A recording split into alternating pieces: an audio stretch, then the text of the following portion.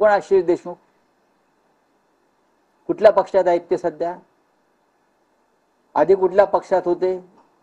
ज्यांनी 4 पक्ष बदललेले आहेत त्यांनी अशा विषयावर चर्चा करू नये. आशिष देशमुख यांना मी चांगलं ओळखतो, तरुण नेते आहे, पण ज्यांचं संपूर्ण राजकारण पक्षांतर करण्यात गेलेलं आहे त्यांनी या विषयावर न बोललेलं बरं. राऊतसाहेब, काल ज्या प्रकारे मुख्यमंत्री देवेंद्र फडणवीस आणि मी असं म्हणतोय, भविष्यामध्ये जरी आज सत्ता असली मोदी आणि शहांची, तरी एनडीएच्या कशा चिरफळा उडतायत ते पहा. राऊतसाहेब, काल ज्या प्रकारे सामनामध्ये देवेंद्र फडणवीस यांचं कौतुक तुम्ही केलं, सामना संपादकीयतून त्यांच्या गडचिरोली दौऱ्याचं, फडणवीसांकडून ही प्रतिक्रिया व्यक्त झाली आहे, त्यांनी आभार मानले, धन्यवाद असं म्हटलं. चांगला सामना वाचतायत, सामना वाचणं ही एक सुंदर सवय आहे. आणि जे सामना वाचतात, मग सत्ताधारी असतील, विरोधी पक्ष असतील, त्यांचे भविष्य उज्ज्वल असते. सामना हा सगळ्यांचा आहे.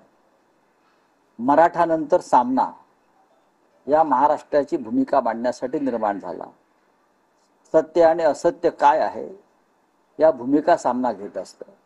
देवेंद्र फडणवीस यांनी मुख्यमंत्री म्हणून उत्तम काम केलं, आम्ही त्यांचं कौतुक केलं.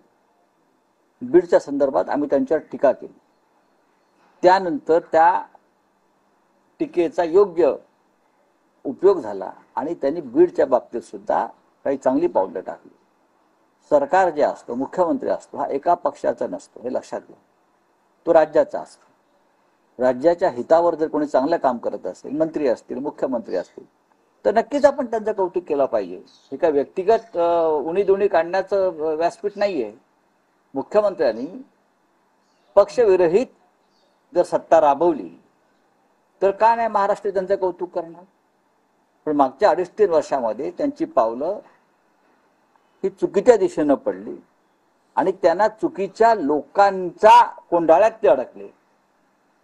त्याचा परिणाम महाराष्ट्राला आणि आपल्या राज्य व्यवस्थेला आणि राजकारणाला भोगावे लागले.